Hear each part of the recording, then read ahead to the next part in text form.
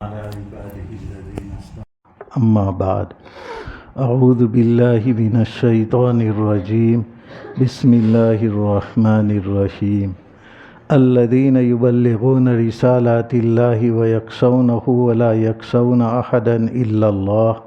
وكفى بالله حسيبا۔ وہ انبیاء کرام جو کہ اللہ تبارک و تعالیٰ کے پیغامات کو پہنچاتے ہیں اور اللہ ہی سے ڈرتے ہیں اور اللہ کے علاوہ کسی سے نہیں ڈرتے، اللہ تعالیٰ کافی ہے حساب لینے کے لیے۔ اگلی آیت میں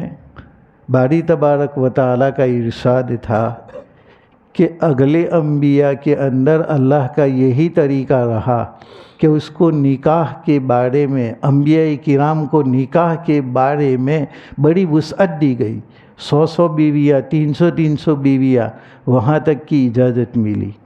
انہی انبیاء کرام کی یہ صفت بیان کی کہ وہ اللہ تبارک و تعالیٰ کے پیغامات کو پہنچاتے ہیں۔ انبیاء کرام قولاً یعنی زبان کے ذریعہ بھی اللہ تبارک و تعالیٰ کے پیغامات بندوں تک پہنچاتے ہیں، اور عملاً یعنی عمل کے ذریعہ، اور عمل کے ذریعہ تبلیغ کرنا یعنی وہ عمل خود کر لینا، جیسے کہ آپ صلی اللہ علیہ وسلم نے متبنہ کی بیوی سے نکاح کیا تو یہ عملی تبلیغ ہو گئی کہ یہ کرنا جائز ہے۔ تو یہ وہ انبیاء کرام ہے جو اللہ کے پیغامات کو جب قولاً ضرورت پڑی تو اپنی زبان کے ذریعہ انہوں نے تبلیغ کی، اور جب فعلاً یا عملاً ضرورت پڑی تو اپنے عمل کے ذریعہ انہوں نے یہ تبلیغ کی۔ کبھی عمل کے ذریعہ تبلیغ کرنے کا فائدہ ہوتا ہے، کیونکہ اگر عمل نہیں کیا، جیسے گوہ کا کھانا شریعت کے اندر جائز ہے، لیکن ہمارے نبی صلی اللہ علیہ وسلم نے فرمایا کہ میری طبیعت نہیں چاہتی کہ میں گوہ کو کھاؤں،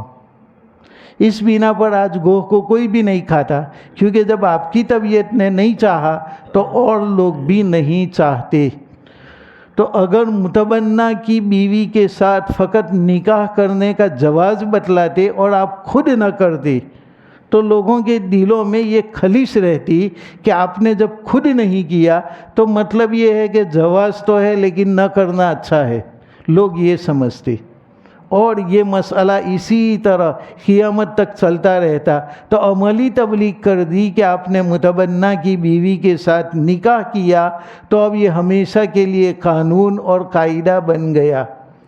کہ اس میں کوئی حرج نہیں ہے، کیونکہ جب ہمارے نبی صلی اللہ علیہ وسلم نے یہ عمل کیا تو اب وہ عمل جائز ہی ہوگا، کیونکہ سب سے زیادہ اللہ سے ڈرنے والے ہمارے نبی کریم صلی اللہ علیہ وسلم ہے۔ آپ سے زیادہ اللہ سے ڈرنے والا کوئی نہیں ہے، کیونکہ اللہ تبارک و تعالیٰ کی معرفت جو ہمارے نبی صلی اللہ علیہ وسلم کو ہے وہ کسی کو نہیں ہے۔ ہر ایک اپنی معرفت کے بقدر اللہ تبارک و تعالیٰ سے ڈرتا ہے۔ عوام اس کے مطابق، علماء اس کے مطابق، خواص اس کے مطابق، انبیاء کرام اپنے مطابق، اور سید الانبیاء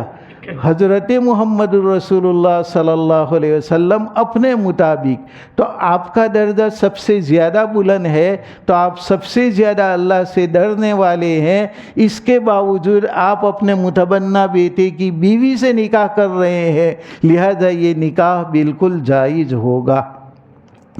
اس کے بعد اللہ نے فرمایا کہ یہ انبیاء کرام اللہ سے ڈرتے ہیں، اللہ کے علاوہ سے نہیں ڈرتے۔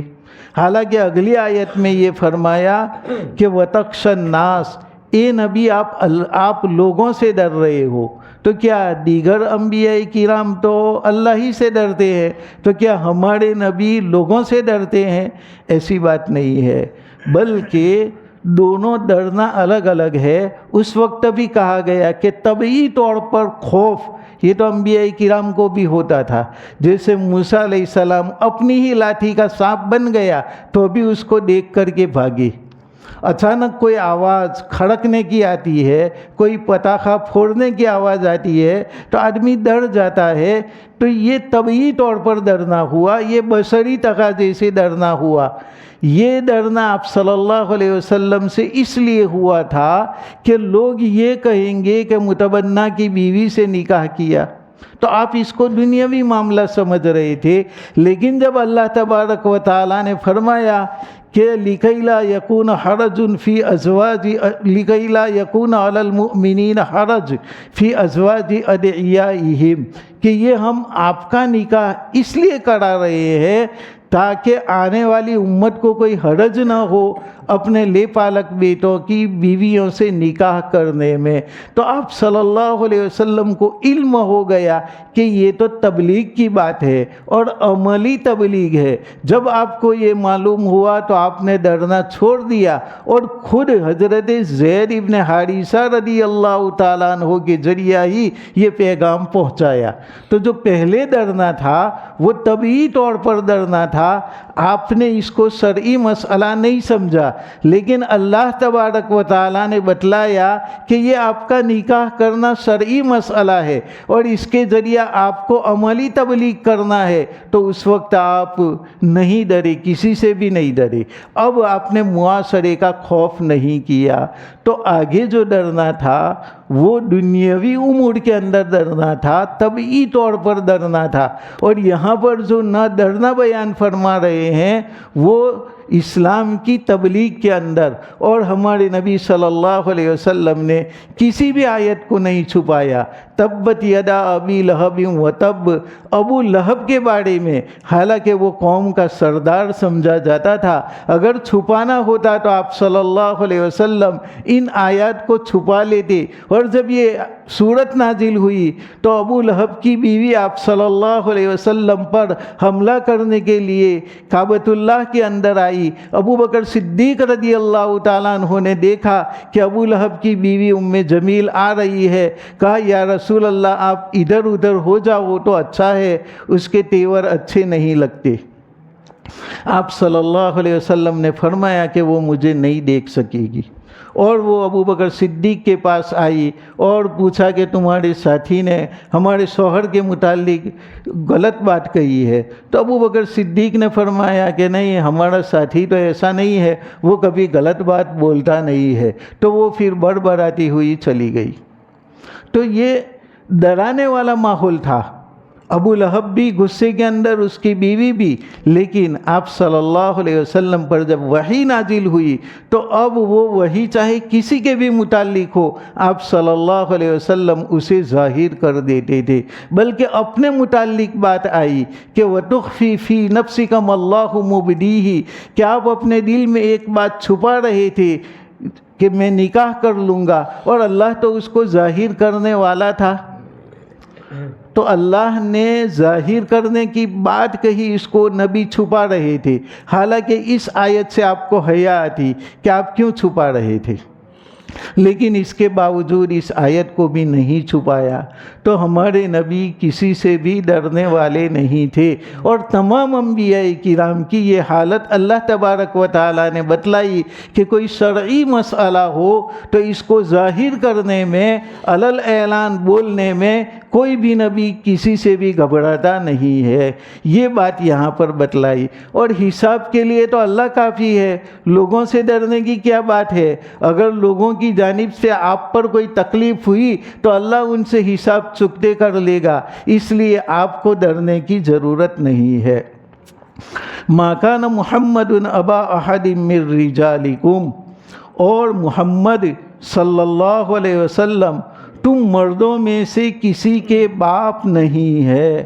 ولیکن رسول اللہ و خاتم النبیین، لیکن وہ تو اللہ کے رسول ہے اور نبیوں کے سلسلے کو ختم کرنے والے ہیں، اور اللہ وکان اللہ بکل شیء علیما، اور اللہ تبارک و تعالی ہر چیز کو جاننے والا ہے۔ اس آیت کریمہ میں اللہ تبارک و تعالی نے بتلایا کہ محمد صلی اللہ علیہ وسلم تم مردوں میں سے کسی کے باپ نہیں ہے۔ تم تو کہتے ہو زید کے باپ ہے، زید تو کیا کسی بھی مرد کے باپ نہیں ہے۔ مرد کہتے ہیں کہ وہ مذکر، وہ آدمی جو کہ بالغ ہو چکا ہو، اس کو رجل کہا جاتا ہے، چھوٹے بچے کو صبی کہا جاتا ہے، تو آپ رجال یعنی مردوں میں سے کسی کے باپ نہیں تھے، کیونکہ آپ صلی اللہ علیہ وسلم کی بیٹیاں تو تھی، حضرت رقیہ اور ام کلثوم، دونوں کا نکاح عتبہ اور عتیبہ جو ابو لہب کے بیٹے تھے ان کے ساتھ ہوا تھا زمانہ جاہلیت میں، پھر انہوں نے طلاق دے دی، تو ان دونوں کا نکاح یکے بعد دیگر حضرت عثمان غنی رضی اللہ تعالیٰ عنہ کے ساتھ ہوا، حضرت رقیہ کا اور حضرت ام کلثوم کا۔ ان دونوں کے شوہر حضرت عثمان غنی رضی اللہ تعالیٰ عنہ ہے، دونوں بہنیں تھیں لیکن یکے بعد دیگر نکاح تھا، ایک ساتھ نکاح میں رکھنا جائز نہیں، یکے بعد دیگر ہو تو کوئی حرج نہیں۔ اور ہمارے نبی صلی اللہ علیہ وسلم نے دوسری لڑکی بھی فوت ہو گئی تو فرمایا اگر میری تیسری لڑکی ہوتی تو بھی عثمان کو میں دیتا، وہ اتنی شرافت والے ہیں، لیکن اب کوئی آپ کی بیٹی باقی نہیں رہی تھی۔ حضرت زینب رضی اللہ تعالیٰ عنہ، ان کا نکاح ابو العاص ابن ربیع کے ساتھ ہوا اور ان سے ایک بیٹا اور ایک بیٹی بھی ہوئی، یحییٰ بیٹے کا نام تھا اور امامہ بیٹی کا نام تھا، لیکن دونوں بچپنے میں انتقال کر گئی۔ اور ادھر رقیہ اور ام کلثوم رضی اللہ عنہما، ان سے بھی کوئی اولاد نہیں ہوئی۔ چوتھی بیٹی حضرت فاطمہ رضی اللہ تعالیٰ عنہ تھی، ان سے اولاد ہوئی اور ان میں مشہور اولاد حضرت حسنین ہے، حضرت حسن اور حضرت حسین رضی اللہ تعالیٰ عنہما، اور انہی سے آپ صلی اللہ علیہ وسلم کا سلسلہ بیٹیوں کے ذریعہ چلا، ورنہ بیٹوں میں تو 3 بیٹے تھے، ایک کا نام قاسم تھا، دوسرے کا نام عبداللہ تھا جن کو طاہر اور طیب اس لقب سے بھی پکارا جاتا تھا۔ یہ دونوں بیٹے بچپن کے اندر فوت ہو چکے، اور تیسرا بیٹا ماریہ قبطی، یہ دونوں بیٹے تو حضرت خدیجہ رضی اللہ عنہا سے تھے، حضرت قاسم اور عبداللہ جن کا لقب طاہر اور طیب تھا، یہ دونوں حضرت خدیجہ رضی اللہ تعالیٰ عنہ سے مکہ میں پیدا ہوئے اور بچپنے ہی کے اندر انتقال ہو گیا، غالباً 1 سال بھی پورا نہیں ہوا تھا اور تینوں کا انتقال ہو چکا، دونوں کا۔ تیسرے بیٹے ماریہ قبطیہ جو آپ صلی اللہ علیہ وسلم کی باندی تھی، ان سے ہوا اور ان کا نام ابراہیم تھا۔ وہ 18 ماہ زندہ رہی، 1 سال کے اوپر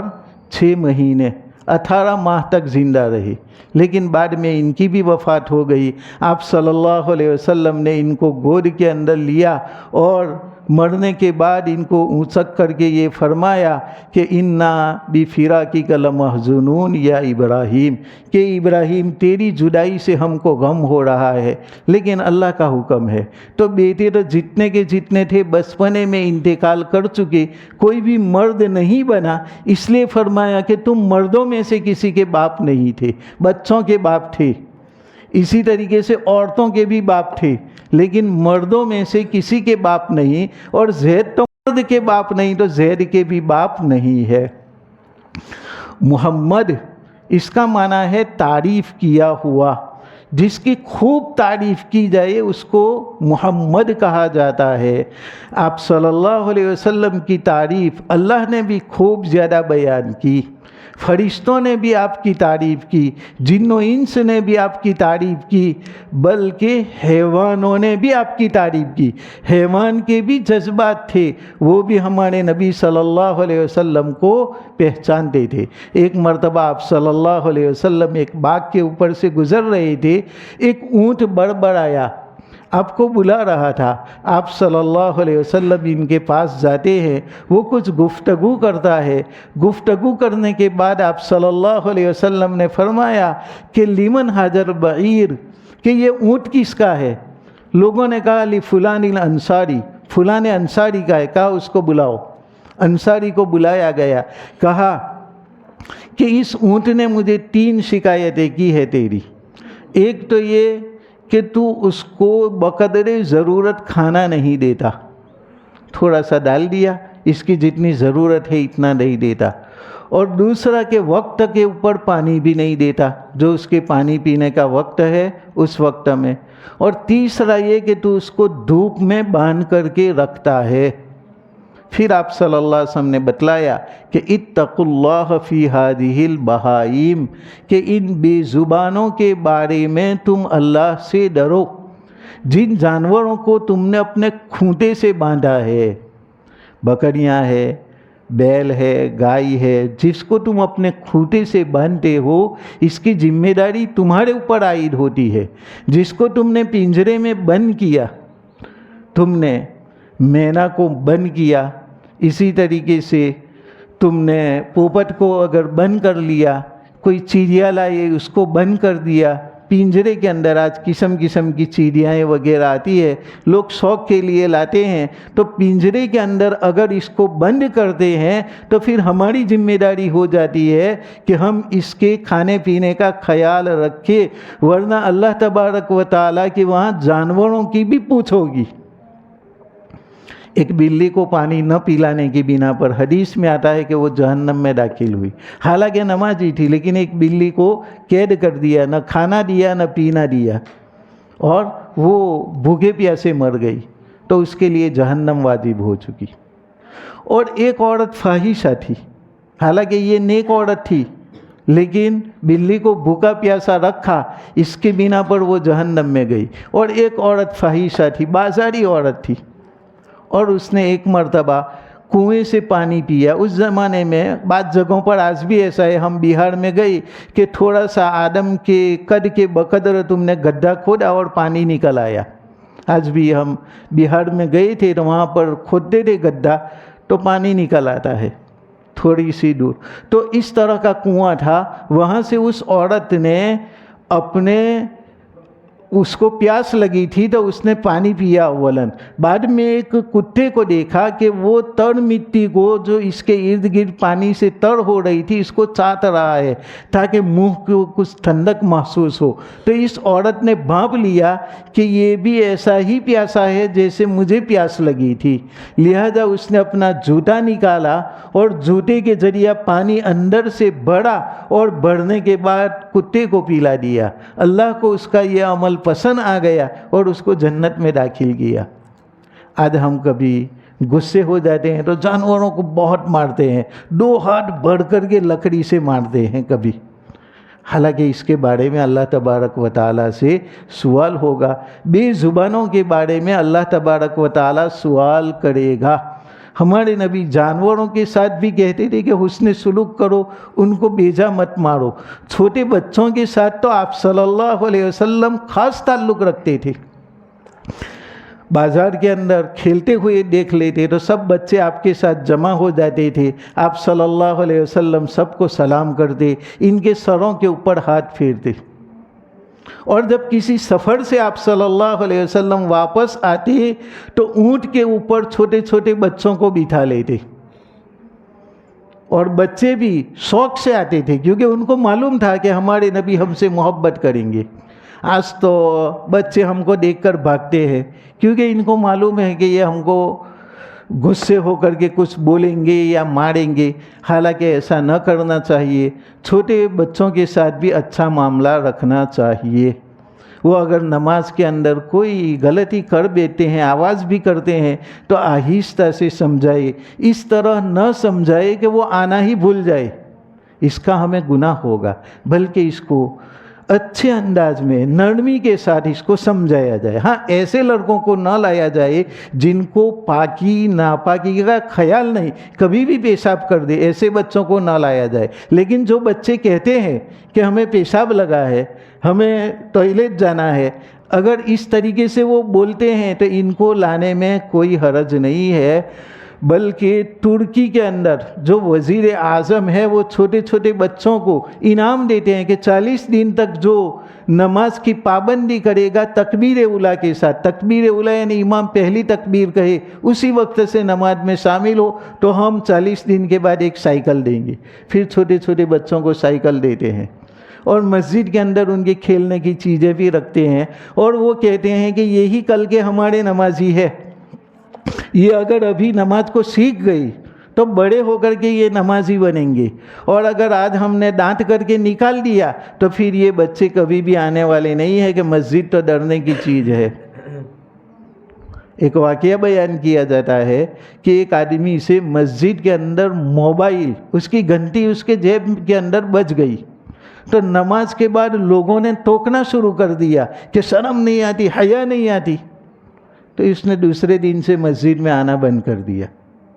پھر وہاں سے وہ شراب کی دکان پر گیا، اور شراب کی دکان پر اس سے بوتل گر گئی شراب کی، تو وہ ڈرا کہ جیسے مسجد کے اندر مجھے ڈانٹا گیا تھا یہاں پر بھی ایسا ہوگا، لیکن اس کا جو مالک تھا وہ آیا اور اس نے کہا کوئی حرج نہیں، ہم تم کو دوسری دیتے ہیں، لو یہ دوسری پی لو۔ اور جب اس نے یہ اخلاق دکھائے تو اس نے کہا کہ اب کل سے مسجد بند، کیونکہ وہاں ڈانٹا جاتا ہے، اور یہاں میں شراب پینے آؤں گا کیونکہ یہاں اچھی طریقے سے بولا جاتا ہے۔ اب کیا حالت ہے، ایک شراب والا جن کے پاس کوئی ادب نہیں، وہ تو ادب کو سیکھ جائے، اور ہم اللہ کے گھر میں آ کر کے ہم ادب کو نہ سیکھے اور ہم سے کوئی متنفر ہو جائے، بلکہ اگر کسی کا موبائل بج گیا یا کوئی نامناسب بات ہوئی تو نرمی سے اس کو سمجھایا جائے۔ وہ بیچارہ بھی پشیمان ہوگا کہ یار گھنٹی بج گئی ہے اور میں نے بند نہیں کیا، اس کو خود پشیمانی ہے، اس کو ڈانٹنا نہیں ہے بلکہ اچھی طریقے سے سمجھانا ہے کہ بھائی، اور وہ بھی تنہائی میں سمجھائے، لوگوں کے سامنے تو اس کو ذلیل کرنا ہے، تنہائی میں اس کو سمجھائے کہ بھائی اس طریقے سے سائلنٹ پر کر دو، یا اس طریقے سے جیب ہی میں ایک ہاتھ سے اس کا بٹن دبا دو تاکہ رنگ آنی بند ہو جائے اور لوگوں کو نماز میں تکلیف نہ ہو۔ اس طریقے سے ہم سمجھائیں گے تو وہ دوسری مرتبہ جلدی سے نماز کے لیے آئیں گے۔ بہرحال ہمارے نبی کریم صلی اللہ علیہ وسلم کی تعریف جانور بھی کرتے تھے، اور آپ جانوروں سے بھی محبت کرتے تھے، بچوں سے بھی محبت کرتے تھے، اور اوروں سے تو محبت کرتے ہی تھے، لیکن بچوں کے ساتھ ایسا کہ کون پوچھنے والا ہے، لیکن وہاں پر بھی آپ اخلاق کریمانہ کا برتاؤ کرتے تھے، اور جانور آپ کا لحاظ کرتے تھے۔ حضرت سفینہ رضی اللہ تعالیٰ عنہ ایک مرتبہ لشکر سے پیچھے رہ گئی، لشکر آگے چلا گیا اور جنگل تھا، اور اتنے میں شیر ببر آ چکا۔ اب خطرناک شیر، حضرت سفینہ رضی اللہ تعالیٰ عنہ نے سوچا کہ نہ میرے پاس تلوار ہے، نہ تیر ہے، نہ بال ہے، نہ کوئی حملہ کرنے کی چیز ہے، اور ادھر خونخوار جانور آ رہا ہے، میرا کیا ہوگا؟ وہ سیدھے اس شیر کے پاس گئے اور کہا یا ابا الحارث، کہ اے ابو الحارث، یہ شیر کا لقب ہے، اور کہا کہ انا سفینہ مولا رسول اللہ، میرا نام سفینہ ہے، میں رسول پاک صلی اللہ علیہ وسلم کا غلام ہوں، میں راستے میں اپنے ساتھیوں سے بچھڑ چکا ہوں اور مجھے جہاد کے اندر جانا ہے۔ جب یہ بولنا تھا اور آپ صلی اللہ علیہ وسلم کا نام آیا تو وہ شیر اپنی دم کو ہلانے لگا، اس طریقے سے جیسے کتا بلی اپنے مالک کو دیکھ کر کے خوشی سے اپنی دم ہلاتے ہیں، اس طریقے سے خطرناک شیر بھی دم ہلانے لگا، اور کہا کہ یہی بات ہے تو میرے ساتھ ساتھ چل، تجھے میں تو کیا کوئی اور جانور بھی تکلیف نہیں پہنچائے گا، اور ان کے ساتھ ساتھ چلتے ہیں۔ کوئی خوف کی چیز وہ شیر دیکھتا ہے تو فوراً اس زاڑی کے اندر حملہ کر کے اس کو بھگا دیتا ہے تاکہ کوئی حضرت سفینہ پر حملہ نہ کرے، اور اس کے بعد اشارہ کرتے تھے کہ اب راستہ صاف ہے، چلے آؤ۔ پھر کسی جگہ خطرہ محسوس کیا، وہاں پر پہلے خود وہ حملہ کر دیتا اور اس جانور کو بھگا دیتا۔ اس طریقے سے حضرت سفینہ رضی اللہ تعالیٰ عنہ کو لشکر تک پہنچا دیا، اور جب لشکر سامنے آیا تو ان کو سر جھکا کر کے سلام کیا اور یہ اشارہ کیا کہ اب میں جنگل میں جا رہا ہوں، یہ تمہارے ساتھی ہے، تم ان کے ساتھ چلے جاؤ۔ تو ہمارے نبی صلی اللہ علیہ وسلم کے نام کا لحاظ جانور بھی کرتے ہیں، پتھر بھی آپ کو سلام کرتے تھے۔ آپ صلی اللہ علیہ وسلم بیان فرماتے ہیں کہ میں اس پتھر کو بھی جانتا ہوں جو پتھر مجھے نبوت سے پہلے سلام کرتا تھا۔ ایک کافر ایک مرتبہ آپ کے پاس مٹھی بند کر کے آیا اور کہا کہ اس میں کیا ہے وہ بتا دے تو میں تجھے نبی مان لوں گا۔ کہا کہ میں بتاؤں کہ وہ کیا ہے تیرے ہاتھ میں، اس کے بجائے وہی چیزیں بتلا دی کہ میں کون ہوں